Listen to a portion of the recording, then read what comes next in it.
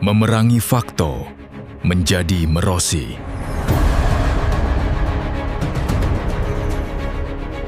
Bagaimana jika perang masa depan tidak lagi diawali suara tembakan?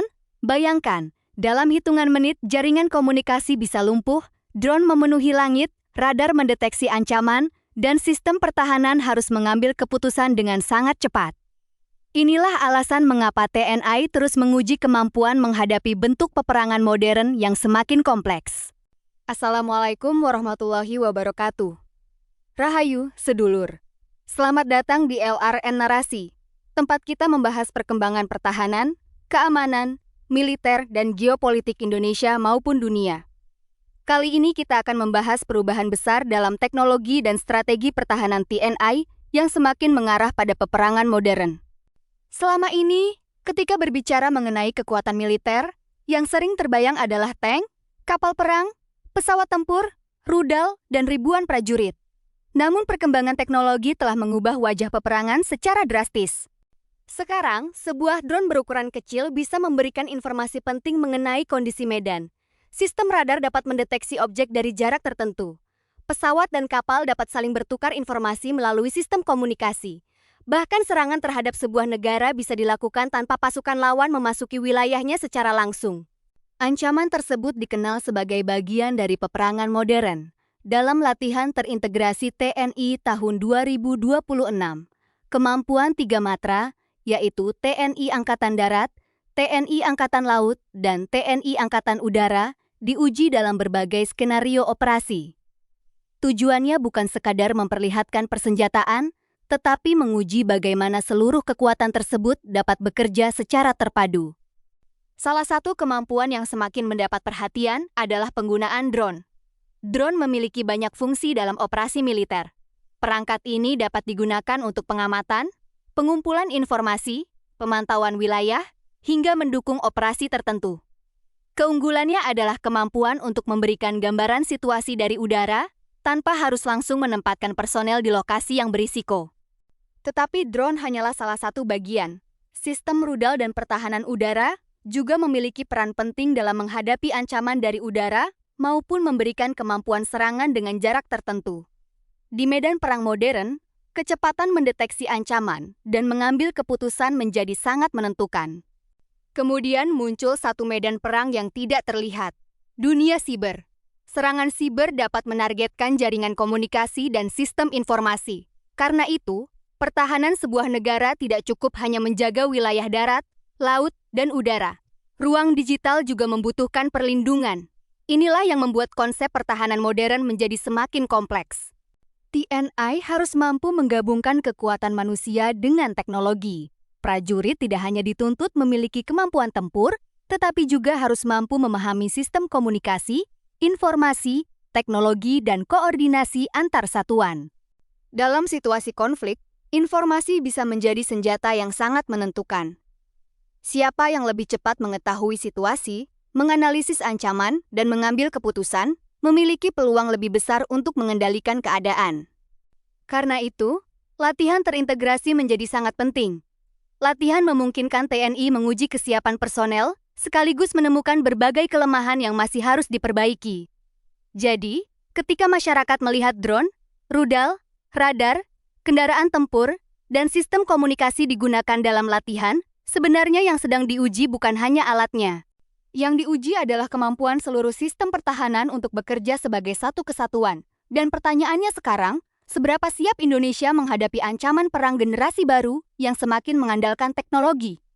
Jawabannya akan sangat bergantung pada kemampuan TNI beradaptasi, meningkatkan kualitas personel, memperkuat teknologi, dan memastikan seluruh matra mampu bergerak secara terkoordinasi. Karena perang masa depan mungkin tidak selalu dimulai dengan ledakan. Bisa jadi, semuanya dimulai dari layar komputer. Namun, kemampuan perang modern tidak berhenti pada drone, rudal, atau sistem siber. Di balik semua teknologi tersebut, ada satu faktor yang justru menjadi penentu utama, yaitu manusia yang mengoperasikannya. Teknologi secanggih apapun tidak akan maksimal tanpa prajurit yang terlatih. Karena itu, latihan terintegrasi TNI memiliki arti penting. Ketika TNI Angkatan Darat, Angkatan Laut, dan Angkatan Udara berada dalam satu operasi, setiap matra harus mampu memahami peran masing-masing dan bekerja dalam satu sistem komando. Bayangkan sebuah situasi darurat. Sistem radar mendeteksi objek mencurigakan dari udara. Informasi tersebut harus segera diteruskan kepada pusat komando. Data kemudian dianalisis untuk menentukan apakah objek tersebut merupakan ancaman atau bukan. Setelah itu, satuan yang memiliki kewenangan harus mengambil keputusan dengan cepat.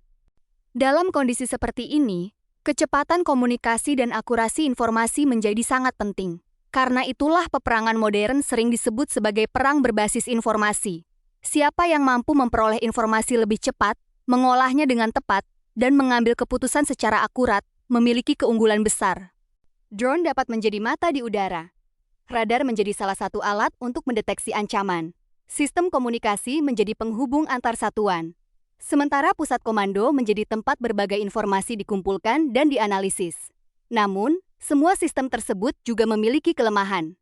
Semakin bergantung pada teknologi digital, semakin besar pula kebutuhan untuk melindungi sistem dari gangguan siber. Serangan digital dapat mengincar jaringan komunikasi, data, dan sistem informasi. Karena itu, keamanan siber menjadi bagian penting dalam membangun pertahanan nasional. Ancaman terhadap sebuah negara saat ini juga semakin beragam. Tidak semuanya berbentuk pasukan yang bergerak menuju perbatasan. Ada ancaman informasi palsu, gangguan digital, sabotase terhadap sistem, hingga konflik yang menggunakan teknologi tanpa terlihat secara langsung. Indonesia harus menghadapi tantangan tersebut dengan strategi yang tepat. Sebagai negara kepulauan dengan wilayah yang sangat luas, Indonesia membutuhkan kemampuan untuk memantau dan menjaga wilayah darat, laut, serta udara secara bersamaan. Karena itu, integrasi 3 matra menjadi salah satu bagian penting dalam meningkatkan kesiapan pertahanan. Dalam konteks inilah, latihan militer memiliki fungsi yang sangat penting. Latihan bukan berarti sebuah negara sedang bersiap melakukan perang. Latihan justru dilakukan untuk menguji kesiapan, memperbaiki koordinasi, mengidentifikasi kelemahan, dan meningkatkan kemampuan menghadapi berbagai kemungkinan. Dan perkembangan teknologi membuat proses tersebut semakin kompleks. Prajurit masa kini dituntut tidak hanya memiliki kemampuan fisik dan disiplin tinggi, tetapi juga memahami teknologi. Mereka harus mampu menggunakan perangkat modern, membaca informasi, berkomunikasi dengan satuan lain, dan mengambil keputusan dalam situasi yang penuh tekanan. Inilah wajah baru pertahanan Indonesia. Kekuatan militer tidak lagi hanya dilihat dari berapa banyak tank, kapal, atau pesawat yang dimiliki. Kemampuan mengintegrasikan seluruh kekuatan tersebut menjadi satu sistem juga sangat menentukan. Drone, rudal, radar, sistem pertahanan udara, komunikasi dan teknologi siber hanyalah bagian dari sebuah ekosistem pertahanan yang jauh lebih besar. Dan pada akhirnya, tujuan utamanya bukan untuk menunjukkan bahwa Indonesia ingin berperang. Justru sebaliknya, kesiapan pertahanan dibutuhkan agar Indonesia mampu menjaga kedaulatan dan menghadapi berbagai kemungkinan dengan lebih percaya diri. Perang modern mungkin akan semakin bergantung pada teknologi. Tetapi satu hal tetap tidak berubah. Manusia tetap menjadi pengendali utama di balik teknologi tersebut. Jadi, ketika kita melihat TNI menguji kemampuan drone, rudal, sistem pertahanan, dan operasi siber, yang sebenarnya sedang dibangun adalah kesiapan menghadapi masa depan. Menurut kalian, apakah teknologi seperti drone dan perang siber akan menjadi faktor paling menentukan dalam konflik masa depan? Tulis pendapat kalian di kolom komentar. Dan jangan lupa, subscribe LAR Narasi agar tidak ketinggalan pembahasan terbaru seputar TNI, pertahanan Indonesia, keamanan regional, dan perkembangan geopolitik dunia. Sampai jumpa di video berikutnya. Tetap kritis, tetap waspada, dan selalu cek fakta sebelum percaya pada sebuah informasi.